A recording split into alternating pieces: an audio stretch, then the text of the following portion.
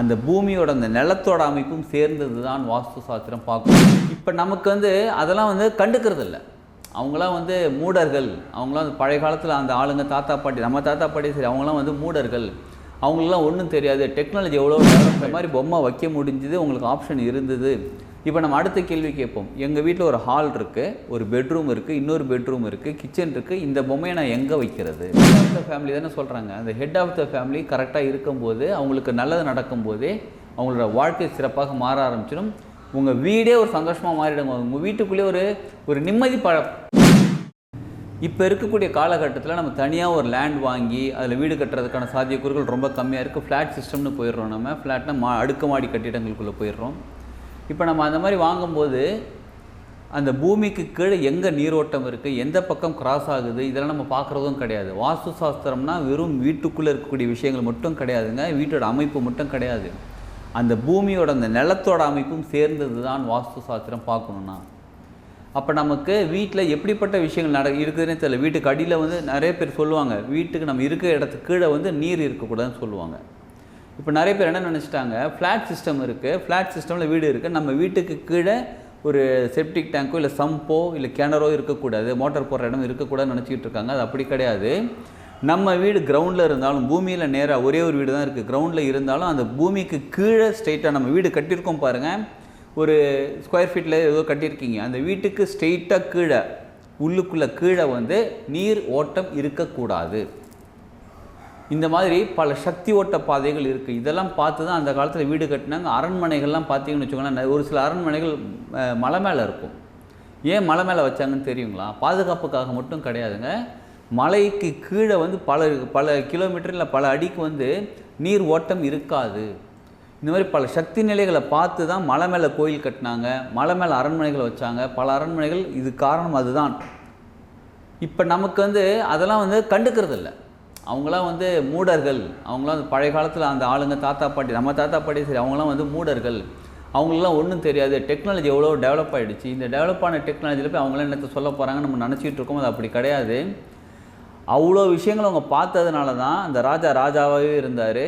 அதுக்கப்புறம் அவங்கக்கிட்ட நிறைய மாற்றங்கள் வர ஆரம்பிச்சிது. இதெல்லாம் அவங்களும் மேபி ராஜாக்களும் இதெல்லாம் விட்டுட்டு வேறு ஒரு ஆசைகள், பணம் இல்லை பொருளாதாரம், இந்த மாதிரி நாட்டை போய் அபகரிக்கின்ற ஆசையில் பல விஷயங்கள் செஞ்சதுனால பல ராஜ்யங்கள் அழிந்தன.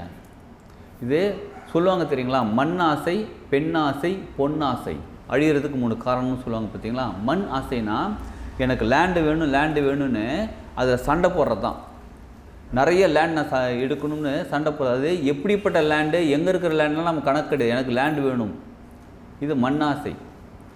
கோல்டு நிறைய வேணும், கோல்டுனா பணம், பொருளாதாரம் நிறைய சேரணும், அதுக்காக நான் என்ன வேணாலும் செய்கிறதுக்கு ரெடியாக இருக்கேன், இது பொன் ஆசை. அது பொண்ணுங்க பொன் கிடையாது, பெண் ஆசை. அப்படின்னா அந்த பெண்கள் எப்படி இருந்தாலும் நமக்கு பரவாயில்ல. அதாவது அந்த நம்ம நாட்டில் இருக்கக்கூடிய பெண்கள் அவங்க எப்படி இருந்தாலும் பரவாயில்ல, ஏன் லைஃப் தான் முக்கியம்னு பார்க்குறது. பெண் ஆசைன்னா பெண்கள் மேலே ஆசை கிடையாது. இப்போ ஒரு அரசர் இருக்கார் அப்படின்னா பெண்கள் எப்படி வேணாலும் இருந்துட்டு போகணும், ஏன் நான் நல்லா இருக்கணும், நான் மட்டும்தான் அதில் இம்பார்ட்டண்ட் அப்படின்னு நினைக்கிறாங்க பாருங்கள். பெண்கள் எப்படி போனாலும் பரவாயில்லன்னு தன் மேலே ஆசைப்பட்டுக்கிட்டு, அதுவும் இல்லாமல் பெண்கள் மேலே ஆசைப்படுறதும் சரி, தேவையில்லாமல் விஷயத்த. இதுதான் வாழ்க்கையில். அதுவும் முக்கியமாக பாருங்கள், மண் ஆசை தான் அங்கே ஃபஸ்ட்டு நிற்கிறாங்க. மண் ஆசை தான் ஆரம்பிப்பாங்க, அந்த பழமொழி ஆரம்பிக்கிறதே. அப்போ அந்த மண் நம்ம இருக்கக்கூடிய பூமி அப்படிப்பட்ட பூமியாக இருக்க வேண்டும். இப்போ இருக்கக்கூடிய காலகட்டத்தில் அந்த மாதிரிலாம் பார்க்கவே முடியலங்க. ரோடு இந்த பக்கம் போகுது, நம்ம ஒரு விவசாய நிலத்தெல்லாம் அடிச்சுட்டு ரோடெலாம் போடுறாங்க. இதெல்லாம் ஃப்யூச்சரில் என்ன ஆக போகுதுன்னு தெரில. பட் ஆனால் நம்ம இருக்கக்கூடிய வீடு தான் இப்போ பார்க்க முடியும். இப்போ வீட்டுக்கு நீரோட்டம் இருக்கா, என்ன மாதிரியான சக்தி ஓட்ட பாதை இருக்குது, நான் சொந்த வீட்டில் இருக்கேன், வாடகை வீட்டில் இருக்கேன், எவ்வளோ சொல்கிறோம், என்னென்னமோ பண்ணுறோம். இதெல்லாம் போய் எப்படிங்கன்னா வாஸ்து சாஸ்திரம் படி பார்க்குறது. நீங்கள் சொல்கிற மாதிரி லேண்டெல்லாம் போய் சரி பண்ணணும்னு பார்த்தா எப்படிங்க சரி பண்ணுதுன்னு கேட்குறீங்களா? அதற்கு பரிகாரம் இருக்கிறது. பரிகாரம் அப்படின்னா ஒரு ப்ராப்ளம் இருக்குது அப்படின்னா அந்த ப்ராப்ளத்தை டேரெக்டாக போய் சால்வ் பண்ண முடியாது. அந்த ப்ராப்ளத்தை ஸ்ட்ரெயிட்டாக போய் எதுவும் பண்ண முடியாது. ஆனால் அந்த ப்ராப்ளம் நமக்கு அஃபெக்ட் ஆகாமல் இருக்கிறதுக்கு என்ன பண்ணணுமோ அதை பண்ணால் சமநிலை அடையும். அந்த ப்ராப்ளத்தில் வரக்கூடிய பாதிப்புகள் நமக்கு சேராமல் இருக்கும். அதுதான் என்ன சொல்கிறது, பரிகாரம். சரிங்களா? இப்போ நீங்கள் இருக்கிறது வாடகை வீடு, சொந்த வீடு, எதுவானாலும் இருக்கட்டும், குத்தகைக்கு எடுக்கிற வீடு எதுவானாலும் இருக்கட்டும், இங்கே வாஸ்து சாஸ்திரப்படி உங்களுக்கு குறைகள் இருக்குது அப்படின்னா எப்படி தெரியுதுங்களா? வீட்டில் அந்த ஹெட் ஆஃப் த ஃபேமிலி இருப்பார் பாருங்கள், பிரெட் வின்னர்னு சொல்லக்கூடிய அந்த தலைமைத்துவம் இருக்கிறவர், அவருக்கு ஏதோ ஒரு ப்ராப்ளம் உடல் ரீதியாகவோ மன ரீதியாகவோ இல்லை பொருளாதார ரீதியாகவோ தொடர்ந்து ப்ராப்ளம் வந்துக்கிட்டே இருக்கும். அப்படி இல்லைன்னா வீட்டில் தலைச்சம் புள்ளன்னு சொல்லுவாங்க பாருங்கள், மொதல் பெண் குழந்தை ஆர் மெது ஆண் குழந்தை, முதல்ல இருக்கக்கூடிய ஆண் குழந்தை, இவங்களுக்கு ப்ராப்ளம் ஏதாவது வந்துக்கிட்டே இருக்கும். அந்த குழந்தை நல்லா தான் படிப்பாங்க, பட் இருந்தாலும் மார்க் முழுசாக வாங்க முடியாது. நல்ல வேலைக்கு போகலான்னு ட்ரை பண்ணுவாங்க, வேலை சரியாக கிடைக்காது. கல்யாணம் அமையணுமா, கல்யாணம் அமையாது. ஸோ இந்த மாதிரி அது முக்கியமாக தலைச்சம் பிள்ளைக்கு. அதுக்கு அடுத்தவங்களாம் நல்லா கூட இருப்பாங்க. என்னடா அது பெரிய பிள்ளை நல்லா தானே படித்தான், சின்னவன் நல்லா இருக்கிறான், பெரியவனுக்கு ஏன்டா அவ்வளோ கஷ்டம்னு ஒரு சில வீட்டில் சொல்லுவாங்க பாருங்கள். அங்கே வாஸ்து குறைபாடு இருக்குதுன்னு அர்த்தம். சாதாரணமாக நம்ம ஒரு புது வீடு கட்டிட்டு போனாலும் சரி, அது நம்ம புதுசாக ஒரு வீடுக்கு குடி போனாலும் சரி, அந்த வீட்டில் வாஸ்து குறைபாடு இருக்குது அப்படின்னா சாதாரணமாக நமக்கு வந்து அஃபெக்ட் ஆகிறது எப்போ தெரியுங்களா, நம்ம ஜாதக ரீதிப்படி நமது நேரம் நல்லா இருக்குன்னா வாஸ்து சாஸ்திரம் 10% 20% ஒர்க் ஆகும். யார், அந்த ஹெட் ஆஃப் த ஃபேமிலிக்கு. சப்போஸ் அவருக்கு நேரம் காலம் சொல்லுவாங்க பாருங்கள், அது சரியில்லைன்னு வச்சுக்கோங்களேன், வாஸ்து சாஸ்திரம் 50 to 60% நாங்கள் ஆக்டிவேட் பண்ணி அவங்கள டேமேஜ் பண்ணி விடுவாங்க. ஸோ ஆக மொத்தம் வாஸ்து சாஸ்திரங்கிறது ரொம்ப முக்கியமானது தான். கோயில்கள் கட்டுறாங்க பாருங்கள், கோயில்கள் பார்த்திங்கன்னா அது வந்து ஆகம விதிப்படி கோயில்கள் எந்த மாதிரியான கோயில்கள் இருக்கும், சிவன் கோயில் எப்படி இருக்கணும், வெங்கடாஜலபதி கோயில் எப்படி இருக்கணும், விஷ்ணு கோயில் எப்படி இருக்கணும், விநாயகர் கோயில் எப்படி இருக்கணும், அம்மன் கோயில் எப்படி இருக்கணும்னு பார்த்து கரெக்டாக கட்டுறது பேர் ஆகம விதி. வீட்டுக்கு பார்க்குறது வாஸ்து. சரிங்களா? அப்போ இந்த வீட்டுக்குள்ளே இருக்கக்கூடிய விஷயங்கள் எப்படி சரிப்பான என்ன பண்ணால் வாஸ்து குறைபாடை பேலன்ஸ் பண்ண முடியும், அந்த வீடு சுபிக்ஷமாக வாழ முடியும்னு தெரிஞ்சுக்க போகிறோம். நோட் பண்ணிக்கோங்க. நம்ம வீட்டில் தென்மேற்கு திசைன்னு சொல்லுவாங்க பாருங்கள், கன்னி மூலைன்னு சொல்லுவாங்க.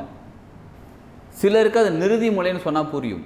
சரிங்களா? நிருதி மூலை ஆர் கன்னி மூலைங்கிறது தென்மேற்கு பகுதியில் நீங்கள் வந்து வயிறு பெருத்த பொம்மைகள், இப்போ குபேர பொம்மைன்னு சொல்கிறாங்க பாருங்கள், குபேர பொம்மை.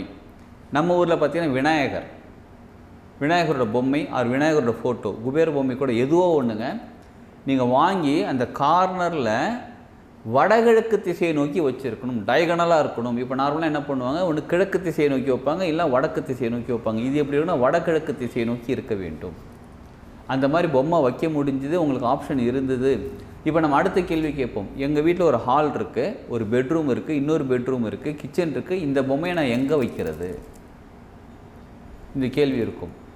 மக்கள் அதிகமாக எந்த இடத்துல இருப்பாங்களோ அந்த இடத்துல வைங்க. குடும்பத்தில் இருக்கிறவங்க அதிகமாக இருக்கக்கூடிய இடம் எதுங்க, ஹால். நிறைய பேர் வந்துட்டு போகக்கூடிய இடமும் ஹால் தான். மோஸ்ட் ஆஃப் த பீப்புள் பெட்ரூம்க்கெலாம் வரமாட்டாங்க. வீட்டுக்கு சொந்தக்காரங்க வராங்க, ஃப்ரெண்ட்ஸ் வராங்கன்னா வேற எங்கேயும் வர மாட்டாங்க, ஹால் மட்டும்தான் இருப்பாங்க. அப்போ ஹாலில் வந்து அந்த இடத்த அந்த பொம்மையை வைங்க. எனக்கு அந்த பொம்மையை வைக்கிறதுக்கு அந்த ஆப்ஷன் இல்லைங்க, வேறு என்ன பண்ணுறதுன்னு கேட்குறீங்களா, அங்கே ஒரு டேபிள் மாதிரி இருந்தால் கூட டேபிளில் வைங்க, இல்லை ஒரு ஷெல்ஃபில் இருந்தால் ஷெல்ஃபில் வைங்க. அந்த பொம்மை அங்கே வைக்கணுங்க. சரி, சப்போஸ் எனக்கு அந்த பொம்மை அங்கே வைக்கிறதுக்கான வாய்ப்புகள் கிடையாது, ஏன்னா கம்ப்ளீட்டாக டோர் இருக்குது, அது என்ட்ரன்ஸ் இருக்குது, அந்த ஏதோ ஒரு விஷயத்தினால அங்கே ஜன்னல் இருக்குது, ஏதோ ஒரு விஷயத்தினால அங்கே வைக்க முடியல, ஏற்கனவே ஏதோ ஒரு பொருள் இருக்குது, அங்கே வைக்க முடியல அப்படின்னு ஃபீல் பண்ணுறவங்க நீங்கள் என்ன தெரியுமா பண்ணுங்கள், வாஸ்து சாஸ்திரத்துக்கு சரி பண்ணுறதுக்கு முக்கியமாக பிரமிடு இருக்குது பாருங்கள். இந்த மாதிரி பிரமிடு, இது வந்து ரோஸ் குவார்ட்ஸ் பிரமிடுன்னு சொல்லுவாங்க. சரிங்களா? ரோஸ் குவார்ட்ஸுங்கிறது வீட்டுக்கு நல்ல தன்மை, சக்தி, அன்பு, பாசம், ஒரு இணக்கத்தை கொண்டு வந்து கொடுக்கக்கூடிய இந்த ஸ்டோன். இது வந்து கிறிஸ்டல் வகையை சேர்ந்தது ரோஸ் குவார்ட்ஸுங்கிறது.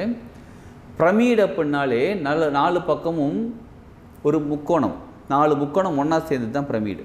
சரிங்களா? இந்த பிரமிடுக்கே வந்து தனி சக்தி இருக்குது. இந்த பிரமிடு வந்து ஒரு பிரபஞ்ச சக்தி ஈர்க்கக்கூடிய தன்மை கொண்டது, ஒரு நல்ல சக்தி ஈர்க்கக்கூடிய தன்மை கொண்டது. அதுவும் இந்த பிரமிடு ஸ்பெஷலாக நம்ம எப்படி செஞ்சுருக்கோம் அப்படின்னு கேட்டால், இதில் 4 ரேக்கியோட சிம்பிள்ஸ் போட்டு செஞ்சுருக்கோம். இது நம்ம டைலர் மேடு பிரமிட்னு வச்சுப்போமே. இதில் வந்து ஒன்று தனவிருக்ஷா சிம்பிள்னு ஒன்று இருக்குங்க, இது பொருளாதாரத்தை ஈர்க்கக்கூடியது. இன்னொன்று வந்து டைகோமியோன்னு ஒரு சிம்பிள், இது வந்து குருமார்களோட சக்தி, நம்ம தெய்வீக சக்தி எப்பயுமே ஆற்றல் வீட்டுக்குள்ளே இருக்கணுன்றதுக்காக இந்த டைகோமியோ சிம்பிள். ஒரு பக்கம் சோக்கரேன்னு ஒரு சிம்பிள், சோக்கரேங்கிறது எப்பயுமே ஒரு நல்ல எனர்ஜி அட்ராக்ட் பண்ணி நல்ல சக்தி அதிகரிக்கக்கூடிய தன்மை கொண்டது இந்த சோக்கரின்ற சிம்பிள். இன்னொரு பக்கம் ஹார்த்துன்னு ஒரு சிம்பிள், இது எல்லாமே ரேக்கியில் வரக்கூடிய சிம்பிள்ஸ். இந்த ஹார்ட் சிம்பிள் வீட்டுக்குள்ளே ஒரு இணக்கம், ஒரு அன்பு, பாசம் எல்லாருமே நல்லா இருக்கணுன்றதுக்காக ஒரு வைப்ரேஷன் கொடுக்கக்கூடிய இந்த சிம்பிள்ஸ்லாம் போட்டு இந்த பிரமிட் நம்ம வச்சுருக்கிறோம். ஸோ இந்த பிரமிடை நீங்கள் எங்கே வைக்கணும்னு கேட்டால், அதே மாதிரி கன்னிமொழியில் வச்சாலும் ஓகே, ஆர் நீங்கள் ஹாலில் வச்சாலும் ஓகே. ஹாலில் எந்த இடத்துல வேணாலும் வைக்கலாம். அந்த வயிறு பெருத்த பொம்மை சொன்ன பாருங்கள், குபேர பொம்மை ஆர் விநாயகர் சிலை, விநாயகர் பொம்மை, இதை தான் அவங்க அந்த பக்கம், அதாவது வடகிழக்கு திசையை நோக்கி பார்க்குற மாதிரி இருக்கணும். ஆனால் அந்த பிரமிடை வந்து எங்கே வேணாலும் வச்சுக்கணும். நீங்கள் உங்கள் பூஜை ரூம், சாமி ரூமில் கூட வச்சுக்கலாம். இதை தவிர ஈசான மொழின்னு சொல்லக்கூடிய வடகிழக்கு பக்கம் இருக்கக்கூடிய இடத்துல ஒரு கண்ணாடி பவுல், கண்ணாடி வாட்டர் பாட்டில், இல்லை கண்ணாடி பாட்டில், இல்லை கண்ணாடி டம்ளரில் வந்து என்ன பண்ணுங்கள், ஒரு 4-5 கைப்பிடி கல் உப்பு, அதாவது பாட்டில் எவ்வளோ பெருசு இருக்கோ அதுக்கு தகுந்த மாதிரி கைப்பிடி கல் உப்பு போட்டுட்டு கொஞ்சம் தண்ணி ஊற்றி அங்கே ஓரமாக வச்சுருங்க. தரையில் வைக்கலாமா, தரையில் கூட வைக்கலாம், வச்சுருங்க. இல்லை ஷெல்ஃப் இருந்தால் ஷெல்ஃபில் கூட வச்சுருங்க. இது என்ன ஆகும் அப்படின்னா, அந்த உப்போட தன்மை இருக்குது பாருங்கள், அந்த உப்போட தன்மை வந்து வீடு ஃபுல்லாக அப்படியே ஃப்ராக்ரன்ஸ் அது பரவிக்கிட்டே இருக்கும், நமக்கு பெருசாக தெரியாது. அது பரவிக்கிட்டே இருக்கும். அதனால் என்ன ஆகும் அப்படின்னா, அந்த எனர்ஜி, அந்த ஃப்ரீக்குவன்சி வந்து நம்ம வீட்டில் இருக்கக்கூடிய குறைபாடுகளை வெளியில் கொண்டு போய்டும். உப்புக்கு சாதாரணமாகவே தேவையற்ற எனர்ஜியில் இருக்கக்கூடிய கழிவுகளை வெளியில் தள்ளக்கூடிய தன்மை கொண்டது. நம்ம சாதாரணமாக ஹீலிங்லாம் செய்கிறவங்க தெரிஞ்சிடும். நம்ம வந்து உப்பு போட்டு குளிக்கணும்னு சொல்லுவாங்க. ஹீலிங் செய்கிறவங்க, இந்த ரெக்ரெஷன் பண்ணுறவங்க, ஆகாஷிக் ரெக்கார்ட் படிக்கிறவங்க, இவங்களாமே அவங்களுக்கு தெரியும். அது உப்பு போட்டு குளிப்பாங்க, உப்பு போட்டு கை காலெலாம் கழுவுவாங்க அடிக்கடி. ஏன்னா அங்கே இருக்கக்கூடிய தேவையில்லாத விஷயங்கள்லாம் போகிறதுக்காக தான். அப்போ ஒரு ரூமில் அந்த மாதிரி நீங்கள் வைக்கும்போது, இதுவும் எங்கே வைக்கணும்னா, நீங்கள் ரூம்னு இல்லைங்க, எங்கள் ஹாலில் வைக்கிறது ரொம்ப சிறப்பு. இல்லைங்க நான் அதிகமாக ரூமில் தாங்க இருப்பேன், நான் வந்து ஒர்க் ஃப்ரம் ஹோம் பண்ணிக்கிட்டு இருக்கேன், நான் ரூமில் தான் உட்காந்துருப்பேன், பெட்ரூமில் தான் உட்காந்துருப்பேன், காலையில் ஒரு 8-10 மணி நேரமும் பகல்லையும் உட்காந்துருப்பேன், நைட்டு தூங்குறது அங்கே தான் அப்படின்னா, நீங்கள் அந்த ரூமில் கூட வச்சுக்கோங்க. இது தண்ணி இருக்கிறது வந்து நீங்கள் ஹால்லையும் வச்சுருங்க, நீங்கள் இருக்கிற ரூம்லேயும் கூட வச்சுருங்க. ஏற்கனவே சொன்ன மாதிரி வடகிழக்கில் இருக்கிறதாங்க ஈசான்ய மொழி, அங்கே கூட வச்சுருங்க. வச்சுட்டு நீங்கள் ஒர்க் பண்ணுங்கள். இது எவ்வளோ நாளைக்கு ஒரு தடவை மாற்றணும் அப்படின்னா, ஞாயிற்றுக்கிழமை மாற்றிடுங்க முடிஞ்ச அளவு. இல்லை சப்போஸ் ஞாயிற்றுக்கிழமை மாற்றிட்டா மற்ற நாளில் மாற்றணும். ஞாயிற்றுக்கிழமை மாற்றம் ரொம்ப சிறப்பாக, அதுவும் காலையில் 6 to 7 சூரிய உகையில் மாற்றம் ரொம்ப சிறப்பாக இருக்கும். சரிங்களா, அதை மாற்றிக்கிட்டே வாங்க. உங்கள் வீட்டில் இருக்கக்கூடிய வாஸ்து கம்ப்ளீட்டாக சரியாயிடுச்சானா அது வந்து நம்ம நிவர்த்தி பண்ணலை. என்ன வாஸ்து குறைபாடுன்னே தெரியல. சிலருக்கு வந்து குறைபாடு தெரியும், இந்த பக்கம் இருக்க போல இந்த பக்கம் இருக்குன்னு சிலருக்கு தெரியும். வாஸ்துன்னு எப்படி தெரியுமாங்க, சூரிய ஒளி நல்லா வீட்டுக்குள்ளே படணும், காற்று ஓட்டம் இருக்கணும். இது ரெண்டும் இருந்தாலே வாஸ்து குறைபாடு பேலன்ஸ் ஆகிடும். நீங்கள் எப்படிப்பட்ட வாஸ்து குறைபாடு பேலன்ஸ் ஆகிறது வாய்ப்புகள் இருக்குது. ஆனால் இப்போ இருக்கக்கூடிய ஃப்ளாட் சிஸ்டம் மாதிரி வீடுக்குள்ளே வந்து சூரிய ஒளியே வரமாட்டேங்குது. இந்த பக்கம் ஒரு பில்டிங், அந்த பக்கம் ஒரு பில்டிங், அந்த பக்கம் ஒரு பில்டிங், 4 பக்கமும் ஒரு பில்டிங், இல்லை 4வது பக்கம் ஒரு ரோடு. ஸோ இந்த பக்கம் சூரியனே வரமாட்டேங்குது. எதிரில் இருக்கிற ஸ்ட்ரீட்டுக்கு எதிரில் இருக்கக்கூடிய வீட்டில் பெரிய ஹைட்டாக இருக்குது, நம்ம வீட்டுக்குள்ளே சூரியன் வெளிச்சம் படலை. சூரிய வெளிச்சம் பட்டு காற்று ஓட்டம் இருந்தாலே நல்லது தான். இப்போ இருக்கிற சில வீட்டில் அந்த மாதிரி அமைப்புகள் இருக்கிறதுனால நீங்கள் இது பண்ணுங்கள். எப்போ இந்த மாதிரி ஒன்று குபேர பொம்மை ஆர் விநாயகர் சிலை, அதில் ஒரு கிளாஸில் கப்பில் வந்து தண்ணி, அதாவது கண்ணாடி டம்ளரில் தண்ணி இல்லைன்னா இந்த பிரமிட், இதை வாங்கி வச்சாலே உங்கள் வாஸ்து குறைகள் நீங்கி ஹெட் ஆஃப் த ஃபேமிலி தானே சொல்கிறாங்க, அந்த ஹெட் ஆஃப் த ஃபேமிலி கரெக்டாக இருக்கும்போது, அவங்களுக்கு நல்லது நடக்கும்போதே அவங்களோட வாழ்க்கை சிறப்பாக மாற ஆரம்பிச்சிடும். உங்கள் வீடே ஒரு சந்தோஷமாக மாறிடுங்க. உங்கள் வீட்டுக்குள்ளேயே ஒரு நிம்மதி பிறக்க ஆரம்பிச்சிடும். இதை நீங்கள் வச்சுட்டு ஒரு வாரத்துலேயே 10 நாள்லேயே நீங்கள் பார்த்தீங்கன்னா கொஞ்சம் பீஸ்ஃபுல்லாக இருக்கும், சம்திங் டிஃப்ரெண்ட்டாக இருக்கும், நல்லா இருக்கும் அப்படின்ற மாதிரி ஒரு ஃபீல் உங்களுக்கு கிடைக்க ஆரம்பிச்சிடும். ஸோ இந்த மாதிரி உங்களுக்கு வீட்டில் வேறு ஏதாவது பிரச்சனைகள் இருக்குது அப்படின்னு நீங்கள் ஃபீல் பண்ணுறீங்க, இதெல்லாம் வச்சுட்டாங்க, இதுக்கப்புறம் எனக்கு சரியாகலை அப்படின்னா நீங்கள் டிஸ்கிரிப்ஷனில் காண்டாக்ட் நம்பர் இல்லை வீடியோ இருக்க நம்பர் காண்டாக்ட் பண்ணுங்கள். வேறு என்ன பண்ணணும் அப்படின்னு நம்ம சொல்யூஷன் சொல்லலாம். நம்ம சேனலில் வரக்கூடிய பல வீடியோக்கள் நிறைய பேர் பார்த்து அவங்க நம்ம சொல்கிற பரிகாரங்கள், நம்ம சொல்கிற விஷயங்களை கடைபிடித்து வாழ்க்கையில் முன்னேறி இருக்குன்னு எனக்கு தனியாக கால் பண்ணி சொல்கிறாங்க. எனக்கு ரொம்ப சந்தோஷமாக இருக்குது. நீங்கள் சொல்கிற ஒவ்வொரு கமெண்ட்டும், எனக்கு கால் பண்ணி சொல்கிற கமெண்ட், இல்லை நீங்கள் மெசேஜில் அனுப்புகிற கமெண்ட், நீங்கள் கமெண்டில் போடுறது எல்லாமே ஒரு பூஸ்ட் மாதிரி எனக்கு கிடச்சி, அது வந்து இன்னும் நிறைய நல்லது சொல்லணும்னு மக்கள் வாழ்க்கையில் ஒரு தனி மனிதர் வாழ்க்கையும் ஒரு தனி குடும்பம் வாழ்க்கையில் முன்னேறணும்னு எனக்கு நிறைய உந்துதல் வந்துக்கிட்டு இருக்கு. இந்த மாதிரி நீங்கள் ஹெல்ப் பண்ணுறவங்க அனைவருக்கும் ரொம்ப நன்றிங்க. இந்த வாஸ்து குறைபாடை பயன்படுத்துங்க, நிச்சயமாக வாழ்க்கையில் முன்னேறிடலாம். வாழ்க வளமுடன்.